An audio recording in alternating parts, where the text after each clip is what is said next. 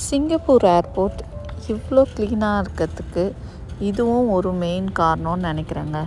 அங்கங்கே இந்த மிஷினை ஓட விட்ருக்காங்க. அது பாட்டு க்ளீன் பண்ணிகிட்டே இருக்குது. இப்போ நான் அங்கே நடுவில் நிற்கிறேன், அதுவே திரும்பி வேறு இடத்த க்ளீன் பண்ண போயிடுது. ஸோ சென்சார் அதில் செட் பண்ணியிருக்கிறதுனால ஸோ எந்த டிஸ்டர்பன்ஸும் இல்லாமல் எவ்ரி டைம் அது பாட்டுன்னு ஒரு க்ளீனிங் ப்ராசஸில் இருக்குதுங்க. இதுதான் இந்த சிங்கப்பூர் ஏர்போர்ட்டோட ரகசியம்னு நினைக்கிறேன்.